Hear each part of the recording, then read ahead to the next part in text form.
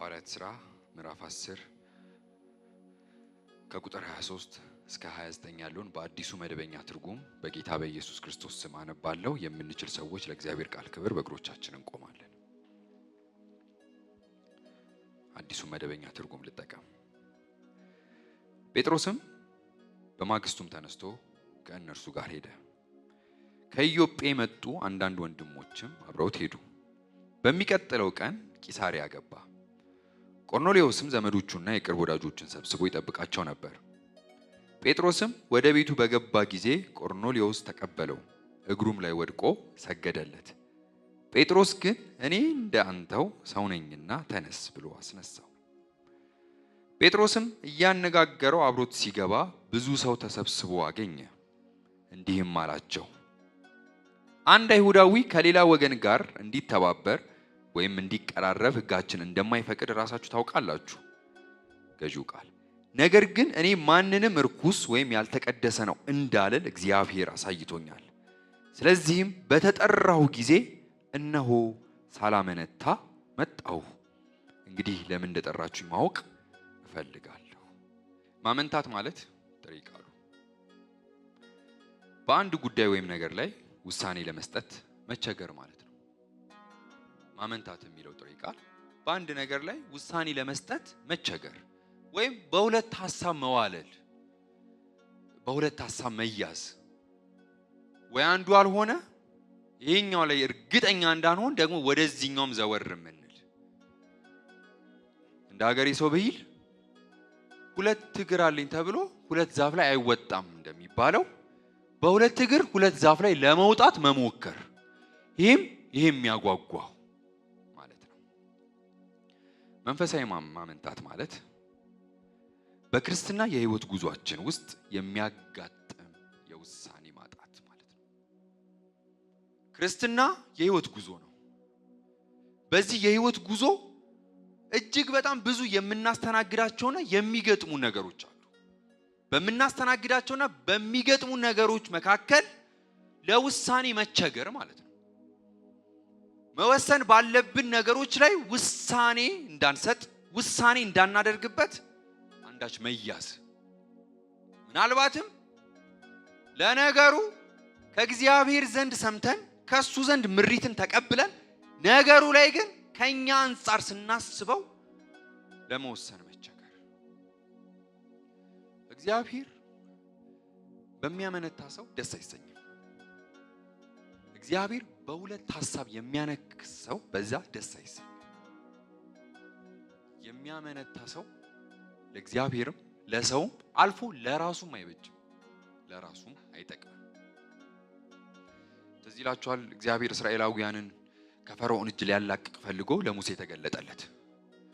ሙሴንም እንዲህ አለው፣ ሕዝቤን ከግብፅ ምድር ታወጣለህ፣ በፈርዖን ላይም አምላክ አድርጌ እልክሃለሁ አለው። ሙሴም እግዚአብሔርን እንዲህ አለው፣ እኔ መናገር የማልችል አፈ ትብ ነኝ፣ ስለዚህ እኔን ትልከኝ ዘንድ አይሆንም። ንግግር አላውቅም፣ ትርጉሙ ላይ ንግግር አላውቅም አለው። እግዚአብሔርም ሙሴ ለሰው አንደበትን የሰጠው ማን ነው? ዲዳም ደንቆሮም የሚያደርግ ማን ነው? ዓይንንስ የሰጠ ማን ነው? እግዚአብሔር አይደለምን? እኔ አይደለሁምን? እንግዲህ ትናገር ዘንድ ደግሞ ሄደ መናገር ብቻ አይደለም የምትናገረውን ጭምር እኔ አስተምርሃለሁ አለው። ቃል በቃል እንዴት እናገራለሁ ብለህ ስጋት አይግባ። ምን እንድትናገር ደግሞስ እኔው ራሴ አስተምርሃለሁ። ኃይሉን አቅሙን እያሳየው እግዚአብሔር አንድ የያዛት በትር እባብ ስትሆን እጁን በብብቱ መካከል ሲከት እጁ በረዶ ሲሆን ደግሞም አልፎ ማናገር የምችል እኔ ነኝ፣ አንደበትን የምሰጥ እኔ ነኝ ብሎ ለሙሴ ራሱን እያብራራና እየነገረው፣ ሙሴ ግን ይህንን ሁሉ ብሎት እግዚአብሔርን እንዲህ አለው፣ እባክህ ሌላ ሰው ላክ። እግዚአብሔርም በሙሴ ላይ እጅግ የምትል ቃል አለች፣ ቁጣው ነደደ ይላል። እግዚአብሔር በሙሴ ላይ ለምን ቁጣው ነደደ? ሙሴ ስላመነታ። ከእግዚአብሔር ዘንድ አንዳች ሰምቶ በፈርዖን ላይ አምላክ ሊያደርገው ፈልጎ ፈርዖን እንኳን እሱ ላይ እንደማይበረታበት እየነገረው ሙሴ ለሌለው አቅምና ለማይችለው እግዚአብሔር ችሎታ ሊሆነው ያሳወቀው ሙሴ አመነታ። እግዚአብሔርም ቁጣው ነደደ። ማመንታት እግዚአብሔርን ደስ አያሰኘው፣ ይልቁንስ ለቁጣ ያነሳሳው ይሆናል እንጂ። እና የምታመነታ ነፍስ ዛሬ ልትመለስ እኮ ነው።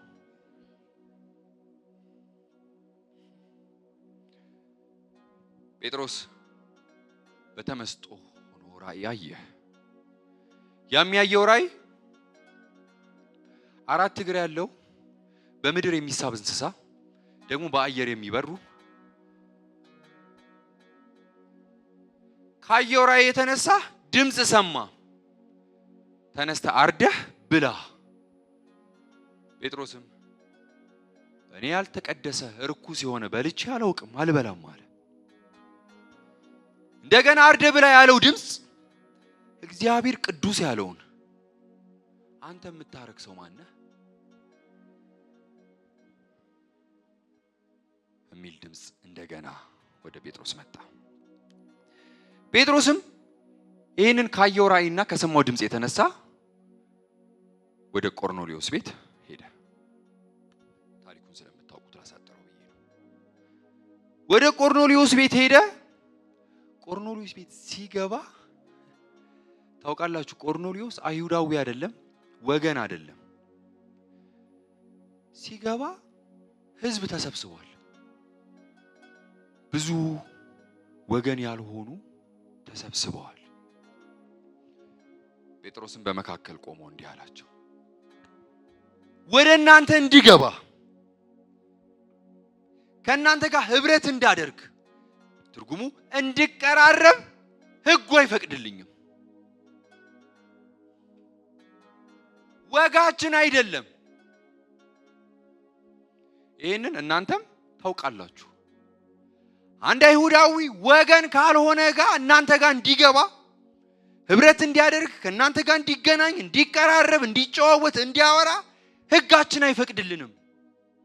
አሁን ቤታችሁ ስገባ ከህግ ውጪ ነው፣ ከወጉ ውጪ ሆኜ ነው እየመጣ ያለሁት። ምናልባትም እናንተ ጋር ከገባው በኋላ ስወጣ የምነቀፍበት ርዕሴ ነው፣ አንዳች የምባልበት ነው። እናንተ ጋር እንድመጣ ያደረገኝ ህግ እንድተላለፍ ወጉን እንድጥስ ያደረገኝ ከእናንተ ጋር ተባበር ዘንድ እናንተ ጋር እንድቀርብ ይሄንን ወንጌል እንዳወራላችሁ የበራልኝን ላወራላችሁ የቻልኩት ያየሁት እውነት ነው። ሰማሁ አለ። ላየሁትና ለሰማሁት ሳላመነታ መጣሁ። እንዳመነታ የሚያደርገኝ ነገር ነው የተፈጠረው እኮ። ህጉ አይደግፈኝም እናንተ ጋር እንድመጣ። ከእናንተ ጋር ተባበር ዘንድ ወጋችን አይደለም። ወግን እንድጥስ ህግን እንድጥስ ያደረገኝ ግን ከህግ በላይ የሆነው በርቶልኝ ነው። አሳየኝ፣ አንድ እውነት እንድገባ አደረገኝ። ስለዚህ ለሰማሁት እውነት ሳላመነታ መጣሁ። ለበራልኝ ሂድ ላለኝ እሱ እንዳልሄድ የሚያደርገኝ በቂ ምክንያት ኖሮ እንዳልጓዝ እንዳልገባ ከእናንተ ጋር እንዳልተባበር የሚያደርገኝ ትክክለኛ ምክንያት ኖሮ፣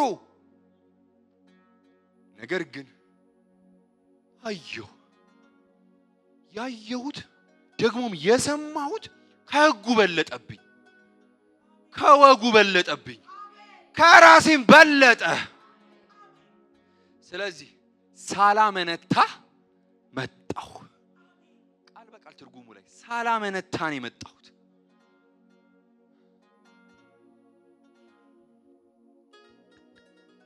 እንደ ወጋችን ብቻ አይደለም። ከቆርኔሌዎስ ቤት ሲወጣ ጴጥሮስ ምን እንደሚገጥመው ያውቃል። እነቀፋለሁ አለ። ስሜ ይጠፋል፣ በዚህ ዕድሜ ስሜ ይጠፋል አለ። በዘመናት መካከል የተጠበቀው ሕግ ተሽሯልና ስሜ ይጠፋል። ነገር ግን የኔ አያሳስበኝም። ሰማይ ይክበር እንጂ እኔ አላስብም። ለራሴ አላመነታም። በሰማይ ጉዳይ አላመነታም። ከእግዚአብሔር ዘንድ በሰማሁት እውነት አላመነታም አለ። ይጥፋ ስሜ፣ ይጥፋ ጴጥሮስ፣ ልባል የምባለውን እሱ ይክበር እንጂ እርሱ የሆነ ነገር ይሁን ደስ ይሰኝ እንጂ አላመነታም።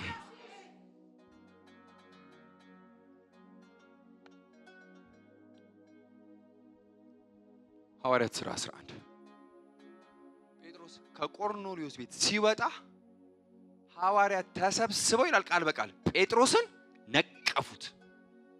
እንዴት ትገባለህ? እንዴት ወግ ትጥሳለህ? እንዴት ሕግ ትሽራለህ? ወገን ያልሆኑት ጋር ቃል በቃል ነቀፉት። የጴጥሮስ መልስ እንዲህ ነው።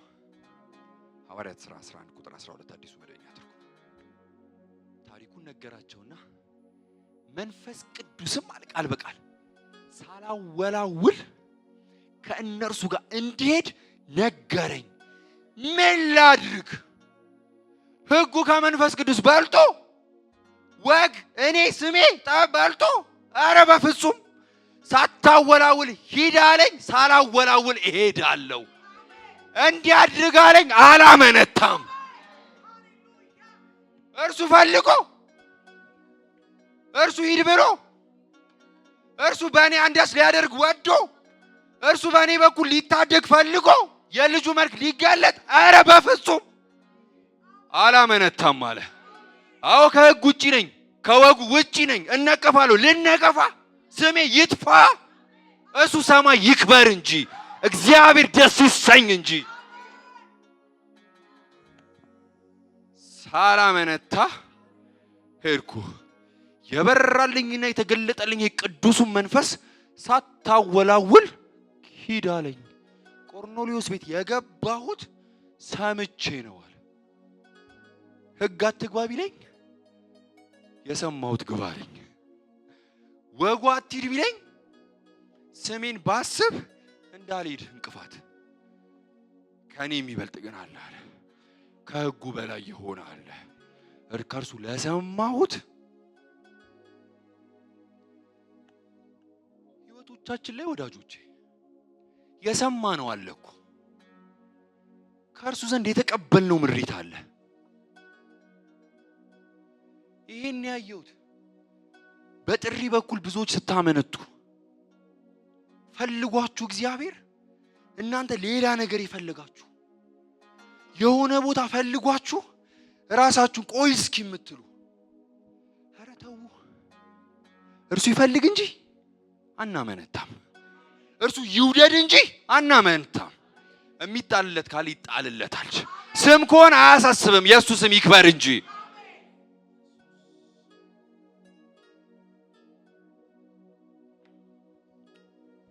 ሕይወቶቻችሁ ላይ መወሰን ያቃታችሁ ከእግዚአብሔር ዘንድ ሰምታችሁ ብዙ ነገር እያሳሰባችሁ ላድርግ አላድርግ፣ ልተው አልተው፣ ከሰማይ የሰማችሁት ይበልጣል። በእኛ መስፈርት ቢሆን ብዙም አይመቸናል። እንደ ጴጥሮስ የሚገድበን ብዙ አለ እኮ። ስሌት እናውጣለት ከተባለ ብዙ ነገር አለ። ከስሌት የሚበልጥ ግን አለ።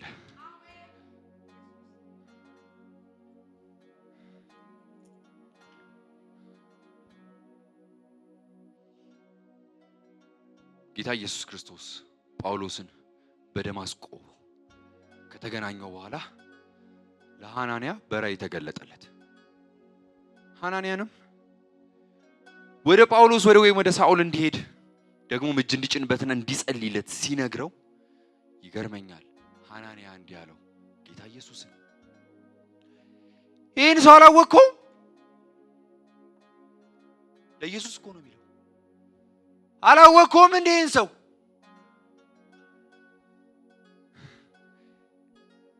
ስምህን የሚጠሩትን እያሳደደ ትርጉሙ ጉዳት እንደሚያደርስባቸው ቃል በቃል ከብዙ ሰዎች ሰምቻለሁ አለ። ሳኦል ያንተ በሆኑት ላይ ምን እንደሚያደርግ ከብዙ ሰዎች ሰምቻለሁ።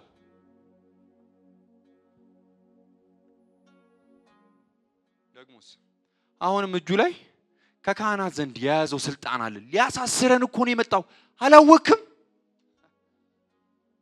ኢየሱስም እንዲህ ነው ያለው፣ ተነስና ሂድ፣ አታመንታ። ሐናንያ ለምን አመነታ?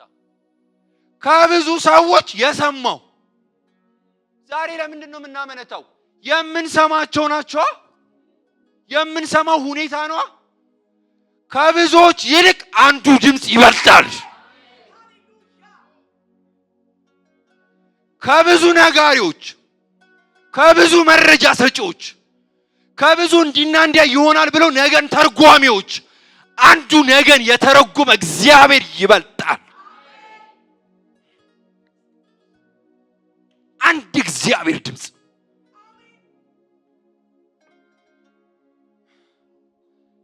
አይገርምም? ከካህናት ዘንድ ስልጣን ተቀብሏል ሲለው በምድርም በሰማይም ስልጣን ለተሰጠው እኮ ነው የካህናት ስልጣን አለው ይለዋል።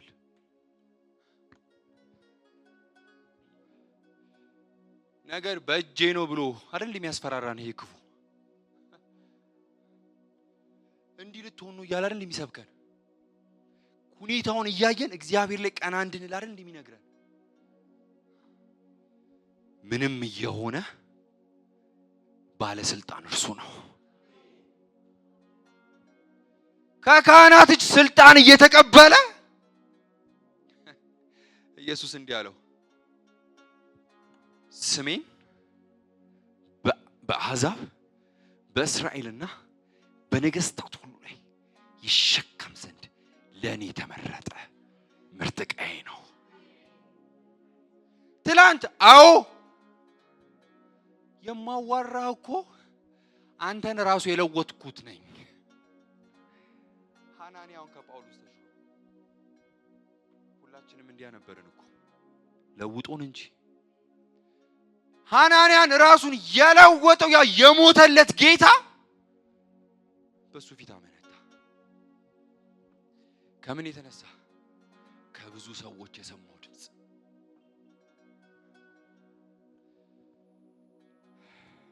እንደ ታናሽ ወንድም ቀኝ እጆቻችሁን አንድ ጊዜ አንሱ። ከብዙ ድምፅ የአምላካችሁ ድምፅ ይብለጥላችሁ። ሌላ ድምፅ በኢየሱስም ይዘጋ። ላትሰሙት ይዘጋ። ላይረብሻችሁ ይዘጋ። ከናንተ የራቀ ይሁን። የምድር ድምፅ ቢሆን፣ የክፉ ድምፅ ቢሆን፣ የሥጋ ለባሽ ድምፅ ቢሆን ከህይወቶቻችሁ የራቀ ይሁን። እግዚአብሔር ከተናገራችሁ ላይ የራቀ ይሁን። ከሰማችሁት የአምላክ ድምፅ የራቀ ይሁን። ያው ጳውሎስ ደማስቆ ላይ ይሄ ብርሃን ይበራለት ጳውሎስ ገላትያ 1:16 ላይ እንደዚህ አለ፣ ልጁ በእኔ ሁኔታ ሊገልጥ በወደደ ጊዜ። ምን ማለት ነው? በተጠራው ጊዜ። ትርጉሙ ላይ ከሥጋ ለባሽ ጋር አልተማከርኩም። እርሱ ፈልጎ በእኔ ሊታይ ፈልጎ በእኔ ሊሰራ ወዶ እኔን ምርጫው አድርጎ ከማንም ጋር አልተማከርኩም። ደግሞስ ከማንም ጋር አልማከርም። ዝቅ ብሎ ስታነቡ ከሐዋርያት ጋርም ጭምር አለ። ከቀደሙኝ ጋር አልተማከርኩም። እነሱን እያጣጣለ ነው አይደለም። ከሐዋርያት የሚበልጥ እኔ ጠራኝ። ከነሱ የበላይ የሆነ ነው ድምፁን ያሰማኝ። የሚበልጠው ነው የጠራኝ። የሚበልጠውን ድምፅ ነው የሰማሁት። ስለዚህ አላመነታም። ከነሱ ጋር አልማከርም። ላገልግል አላገልግል፣ ልውጣ አሉት አልማከርም። ፈልጎኛል፣ ሰማው፣ አላመነታም። ከሥጋ ለባሽ ጋር ጭምር ራሱን ጨምሮ አላመነታም፣ አልማከርም።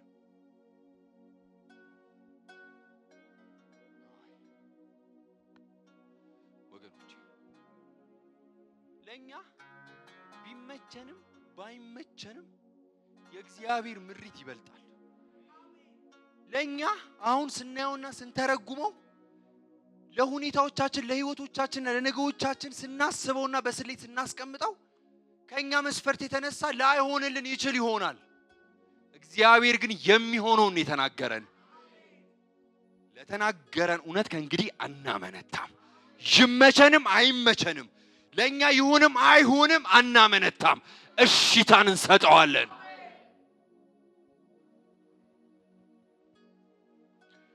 የመጨረሻ ሐሳብ እንጸልያለን። መጽሐፍ ቅዱስ በህይወቴ ሳነብ ከሚገርመኝ ቃል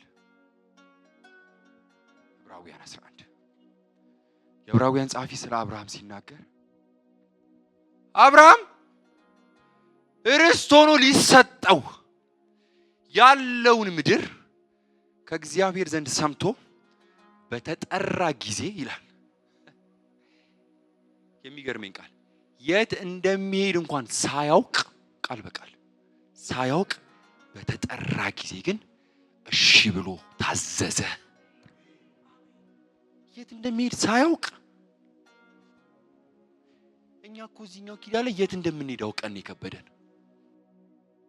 በዛኛው ኪዳን የማያውቀውን እግዚአብሔር ደግሞ ይሄ የማያውቀው እግዚአብሔር ገና በጧቱ ሲተዋወቀው የት እንደሚያደርሰው ሳያውቅ ለበራለት አምላክ እሺታን ሰጠ። ለምን? የበራለት ይበልጣል። ነገ ከሚደርስበት በስሙ ከምትጠራው ከነዓን ይልቅ እርሱ በለጠበት። ስለበለጠበት ቤተሰቡን ትቶ መውጣት አልከበደው። ኧረ እንዲና እንዲያ ማለት የሚችልበት ምክንያት ኖሮት የጠራው ከምክንያት በለጠለት። ምክንያትን የሚያልፍ ክርስትና፣ ምክንያትን የሚያልፍ አገልግሎት፣ የማያመነታ ትውልድ። ይናገር እንጂ እንስማው እንጂ ራስን ትቶ የምሆነውን ልሁን የምባለው ልባል ጥሶ የሚሄድ ለአምላኩ የሚንደረደር ለሰማው ድምጽ የሚሰማ ምላሽ የሚሰጥ እሺታን ማመንታት አይደለም ለእግዚአብሔር አይደለም ለሰው ለራስ አይበጅም፣ ለራስ አይጠቅምም። የሚያመነታ ያዕቆብ እንዳለው በሁለት ሐሳብ ይዋልላል 1:8 ነገር ግን በመንገዱ ለሚወላውል ከጌታ ዘንድ አንዳች የሚያገኝ እንዳይመስለው። የሚያመነታ በሁለት ሐሳብ ያለ ለካ አንዳች አያገኝም። አንዳች ለማግኘት አንዳች ሰጪውን መስማት።